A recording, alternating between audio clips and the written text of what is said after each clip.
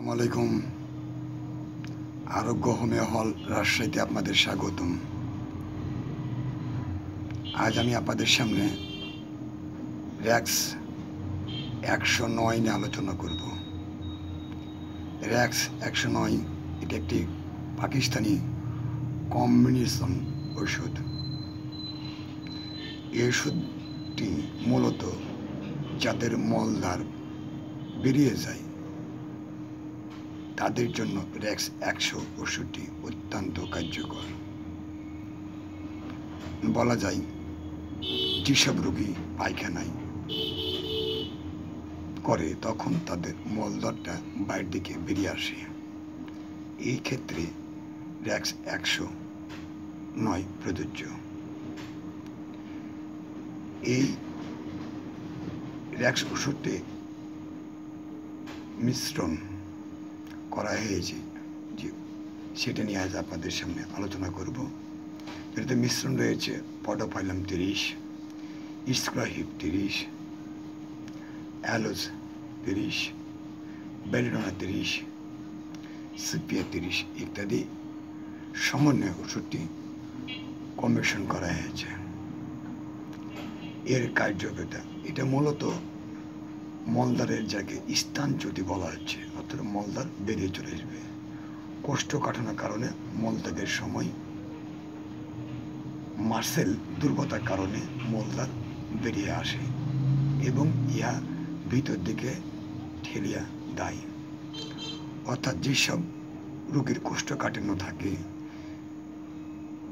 সেসব রোগীর অনেক ক্ষেত্রে এই সমস্যাগুলো হয় যে মলদ্বার বেরিয়ে চলে আসে, মলদ্বার সহজে ঢুকতে চায় না, তখন রোগী জ্বালা করে, অনেক সময় যন্ত্রণা করে, তখন রোগীকে কিছুক্ষণ শুয়ে থাকতে হয়। সেসব ক্ষেত্রে এই র্যাক্স 109 অত্যন্ত উপকারী। এটা ছোট বড় পুরুষ মহিলা উভয়ই হতে পারে। প্রত্যেক ক্ষেত্রে ওষুধটি ব্যবহার করা যেতে পারে র্যাক্স 109। তো এই ছিল আর কার্যকারিতা। র্যাক্স ওষুধটা খাবেন কী করে? এবং প্রাপ্তবয়স্করা 20 ফোঁটা 1 ডোপ পরিমাণ মতো পানিতে মিশিয়ে, খুব বেশি সমস্যা হয় সেই ক্ষেত্রে 4 ঘন্টা পর পর,